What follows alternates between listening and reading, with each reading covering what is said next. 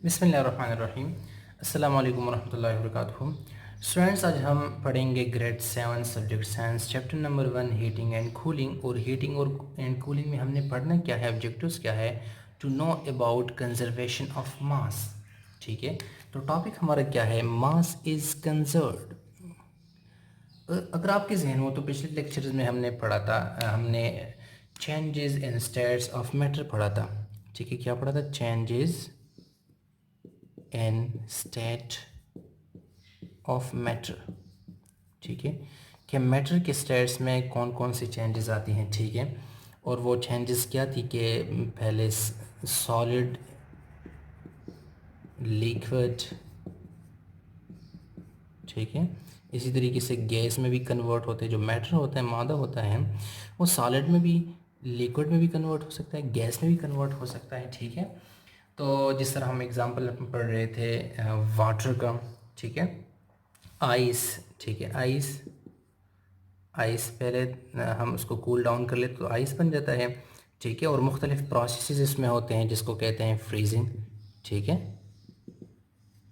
और इसके बाद वो वाटर में कन्वर्ट हो जाता है, लिक्विड में। ठीक है, जिसको कहते हैं मेल्टिंग, मेल्टिंग के प्रोसेस से। इसी तरीके से गैस में भी कन्वर्ट होता है, जिसको हम कहते हैं भाप, स्टीम। ठीक है, वाटर वेपर्स। तो स्टीम में भी कन्वर्ट होता है, स्टीम में उसको क्या कहते हैं, इवापोरेशन। ठीक है, और जब फिर स्टीम से फिर आइस में कन्वर्ट करते हैं, सॉलिड में कन्वर्ट करते हैं, ना लिक्विड में कन्वर्ट करते हैं, सॉरी। ठीक है, तो फिर उसको कंडेंसिंग कहते हैं। ठीक है, तो ये सारी चीज़ें हो गई। अभी ये क्या है, changes in states of matter. ठीक है, कि मैटर के स्टेट में चेंज आ रहा है। तो जब ये चेंज आता है तो इसमें तीन बातें हैं। ठीक है, तीन अहम पॉइंट्स है, वो कौन कौन से हैं। सबसे पहले कि only behaviour of the particles changes, जब ये स्टेट ऑफ मैटर चेंज होंगे, ठीक है, तो इसमें क्या होगा, जो पार्टिकल्स है उनका बिहेवियर चेंज हो जाता है। ठीक है, 3 पॉइंट्स मैं इधर लिख लेता हूँ। सबसे पहला पॉइंट क्या है कि only behaviour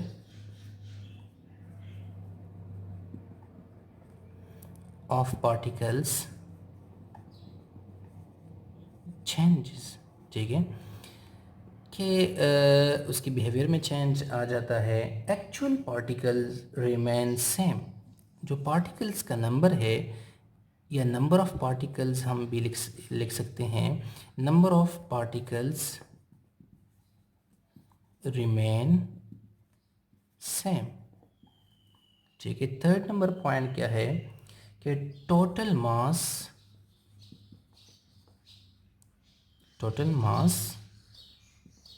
never changes. This is conservation of मास, या मास इज़ कंजर्व्ड। कंजर्व्ड सबसे पहले ये बताना चाहिए था कि कंजर्व्ड किसे कहते हैं, महफूज रखना या कायम रखना। ठीक है, कि वो चीज़ महफूज रहती है, वो ख़त्म नहीं होती, कम या ज़्यादा नहीं होती। ठीक है, तो ये तो एग्जांपल से ही हमने स्टार्ट कर लिया। ठीक है, कंजर्वेशन ऑफ मास में बात क्या है कि पार्टिकल्स जो है उसका बिहेवियर चेंज हो जाएगा, उसकी मूवमेंट तेज़ हो जाएगी। ठीक है, उसका टेम्परेचर बढ़ जाएगा, कम हो जाएगा, लेकिन जो नंबर ऑफ़ पार्टिकल्स है वो सेम रहेंगे। और टोटल मास, जो टोटल वज़न है, टोटल मास है, टोटल पार्टिकल्स है, वो चेंज नहीं होंगे, वो सेम ही रहेंगे। ठीक है, एग्ज़ाम्पल हम ले लेते हैं कि सॉलिड्स में हमारे पास, अगर हमारे पास पार्टिकल्स हैं, सॉलिड में 10 पार्टिकल्स हैं। ठीक है, 1 2 3 4 5 6 7 8 9 10। ठीक है, अगर हमारे पास 10 पार्टिकल्स हैं, ठीक है, या 11 ले लें, जितने भी आप ले सकते हैं, तो अगर इधर 11 पार्टिकल्स मौजूद हैं हमारे पास इतनी सी जगह में, ठीक है, तो इसका बिहेवियर क्या है कि ये जो है ना, एक दूसरे सॉलिड में इसका बिहेवियर क्या है कि ये एक दूसरे के करीब करीब हैं। ठीक है, और इसकी जो है ना टेम्परेचर जो है, हीट एनर्जी इसमें कम है, इसकी मूवमेंट बहुत कम है, सिर्फ वाइब्रेट कर रहे हैं अपनी जगह, इस तरह थोड़े से हिल रहे हैं सिर्फ। ठीक है, तो ये इसका बिहेवियर है, ठीक है। अभी क्या हो गया, जब स्टेट इसका चेंज होगा, ये कन्वर्ट होगा लिक्विड में, तो यही 10 और 11 पार्टिकल्स होंगे, 1 2 3 4 5 6 7 8, ठीक है, 9 10 11, ठीक है। तो यही पार्टिकल्स हैं, सिर्फ बिहेवियर में चेंज आ गया, ठीक है। बिहेवियर क्या है कि इन पार्टिकल्स की मूवमेंट तेज़ हो गई, ठीक है, तेज़ हो गई। काइनेटिक थ्योरी के बेस पर के पार्टिकल्स में हीट एनर्जी ज़्यादा आएगी, ठीक है। हमने सॉलिड को हीट दे दिया, या सॉलिड वार्म हो गया तो लिक्विड में कन्वर्ट हो गया, हीट एनर्जी ज़्यादा होगी तो इसकी मूवमेंट तेज़ हो गई, ठीक है। तो ये एक दूसरे से दूर दूर हो गई, ये फ्लो करने लगे, मूवमेंट करने लगे, ठीक है। तो ये बिहेवियर में चेंज आ गया। जो नंबर ऑफ पार्टिकल्स है वो सेम ही है, ठीक है। नंबर ऑफ पार्टिकल्स इधर भी 11 थे, यहाँ भी 11 है। अभी फर्दर जो सेट है वो चेंज हो गया, गैस में कन्वर्ट हो गया, तो यही 11 पार्टिकल्स होंगे, 1 2 3 4 5 6 7 8 9 10, ठीक है, 11। तो वही पार्टिकल्स हैं, बिहेवियर में चेंज आ गया। बिहेवियर में चेंज क्यों? क्योंकि हीट इसने ज़्यादा ले लिया। जब हीट एनर्जी इसमें ज़्यादा आ गई तो इसकी मूवमेंट जो है वो और भी तेज़ होने लगी, एक दूसरे से दूर भागने लगे, ठीक है। तो ये हो गई हमारे पास काइनेटिक थ्योरी के बेस पर। और कंजर्वेशन ऑफ मास क्या है कि पार्टिकल्स के बिहेवियर में तो चेंज आ गया, पर पार्टिकल्स जो है उनकी तादाद, उनका नंबर और जो वज़न है, हुजम है, मास है, वो सेम ही रहता है, वो चेंज नहीं होता, न कम होता है न ज़्यादा होता है। So this is called conservation of mass, ठीक है। इसको कहते हैं कंजर्वेशन ऑफ मास। की मास जो है, मैटर जो है, मादा जो है, वो महफूज रहता है, सिर्फ एक हालत से दूसरे हालत में तब्दील होता है, convert from one state to another, ठीक है। तो इसी की बुनियाद पर एक लॉ भी है जिसको हम कहते हैं कि law of conservation of mass, ठीक है। Law of conservation of mass, ठीक है।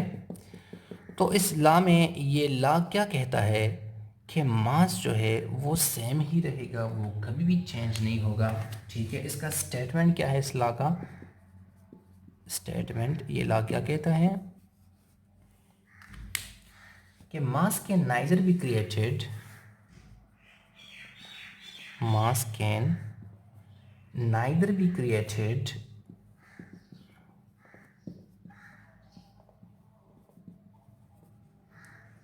nor destroyed